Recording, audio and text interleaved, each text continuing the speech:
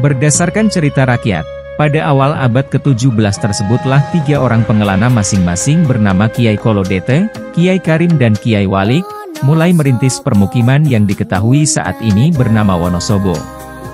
Selanjutnya, Kiai Kolodete bermukim di dataran tinggi Dieng, Kiai Karim bermukim di daerah Kalibeber dan Kiai Walik bermukim di sekitar kota Wonosobo sekarang. Di kemudian hari, dikenal beberapa tokoh penguasa daerah Wonosobo seperti Tumenggung Kartowaseso sebagai penguasa daerah Wonosobo yang pusat kekuasaannya di Selomanik. Dikenal pula tokoh yang bernama Tumenggung Wiroduta sebagai penguasa Wonosobo yang pusat kekuasaannya di Pecekelan Kalilusi, yang selanjutnya dipindahkan ke Ledok, Wonosobo, atau Plebangan saat ini. Salah seorang cucu Kiai Karim juga disebut sebagai salah seorang penguasa Wonosobo. Cucu Kiai Karim tersebut dikenal sebagai Ki Singoedono yang telah mendapat hadiah suatu tempat di Selomerto dari Keraton Mataram serta diangkat sebagai penguasa daerah ini namanya diganti menjadi Tumenggung Jogonegoro. Pada masa ini pusat kekuasaan dipindahkan ke Selomerto. Setelah meninggal dunia, Tumenggung Jogonegoro dimakamkan di Desa Pakuncen. Selanjutnya pada masa Perang Diponegoro, 1825-1830, Wonosobo merupakan salah satu basis pertahanan pasukan pendukung Diponegoro.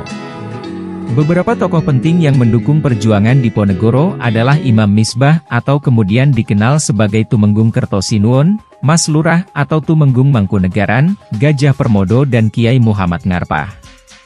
Dalam pertempuran melawan Belanda, Kiai Muhammad Ngarpah berhasil memperoleh kemenangan yang pertama.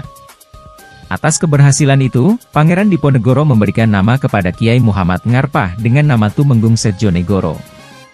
Selanjutnya Tumenggung Setjonegoro diangkat sebagai penguasa Ledok dengan gelar nama Tumenggung Setjonegoro. Eksistensi kekuasaan Setjonegoro di daerah Ledok ini dapat dilihat lebih jauh dari berbagai sumber termasuk laporan Belanda yang dibuat setelah Perang Diponegoro berakhir. Disebutkan pula bahwa Setjonegoro adalah bupati yang memindahkan pusat kekuasaan dari Selomerto ke daerah kota Wonosobo saat ini. Dari hasil seminar Hari Jadi Wonosobo 28 April 1994, yang dihadiri oleh tim peneliti dari Fakultas Sastra UGM, Muspida, Sesepuh dan Pinisepuh Wonosobo termasuk yang ada di Jakarta, Semarang, Yogyakarta, pimpinan DPRD dan pimpinan komisi serta instansi pemerintah Wonosobo yang telah menyepakati Hari Jadi Wonosobo jatuh pada tanggal 24 Juli 1825. Kata Wonosobo berasal dari bahasa Jawa, Wanasaba, yang secara harfiah berarti, tempat berkumpul di hutan. Sebagian besar wilayah Kabupaten Wonosobo adalah daerah pegunungan. Bagian timur, perbatasan dengan Kabupaten Temanggung, terdapat 2 gunung berapi, Gunung Sindoro, 3136 meter, dan Gunung Sumbing, 3371 meter. Daerah utara merupakan bagian dari dataran tinggi Dieng, dengan puncaknya Gunung Perahu, 2565 meter. Di sebelah selatan, terdapat Waduk Wadas Lintang. Bahasa yang dituturkan masyarakat Wonosobo sebagian besar adalah bahasa Jawa Banyumasan dan bahasa Jawa Kedu.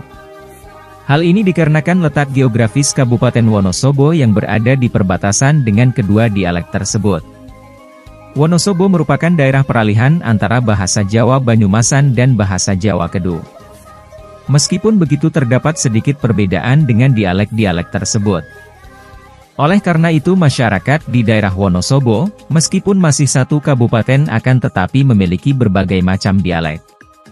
Masyarakat Wonosobo yang berada di sebelah barat dan berbatasan dengan Banjarnegara memiliki dialek Banyumasan yang cukup kuat, logat Angapak, sementara masyarakat Wonosobo yang berada di daerah perbatasan sebelah timur dan tenggara memiliki dialek Kedu yang cukup kuat, logat Omedok.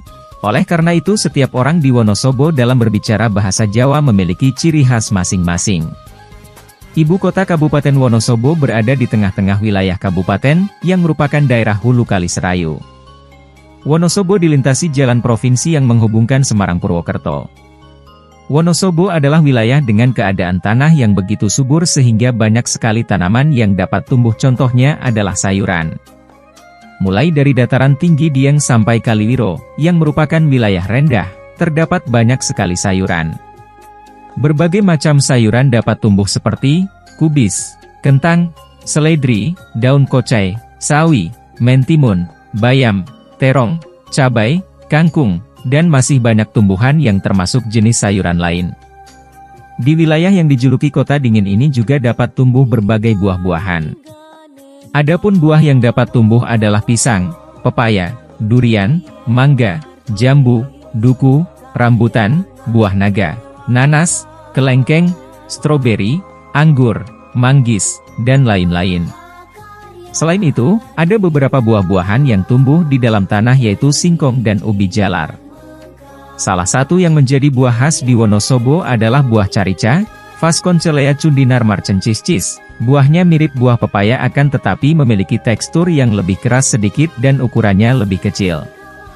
Wonosobo adalah wilayah dengan keadaan tanah yang begitu subur sehingga banyak sekali tanaman yang dapat tumbuh, contohnya adalah sayuran. Mulai dari dataran tinggi Dieng sampai Kaliwiro, yang merupakan wilayah rendah, terdapat banyak sekali sayuran. Berbagai macam sayuran dapat tumbuh seperti kubis, kentang, seledri, daun kocai, sawi, mentimun, bayam, terong, cabai, kangkung, dan masih banyak tumbuhan yang termasuk jenis sayuran lain. Di wilayah yang dijuluki kota dingin ini juga dapat tumbuh berbagai buah-buahan. Adapun buah yang dapat tumbuh adalah pisang, pepaya, durian, mangga, jambu, duku, rambutan, buah naga, nanas, kelengkeng, stroberi, anggur, manggis, dan lain-lain. Selain itu, ada beberapa buah-buahan yang tumbuh di dalam tanah yaitu singkong dan ubi jalar. Salah satu yang menjadi buah khas di Wonosobo adalah buah carica, Vasconcelea cundinar marcenciscis. Buahnya mirip buah pepaya akan tetapi memiliki tekstur yang lebih keras sedikit dan ukurannya lebih kecil.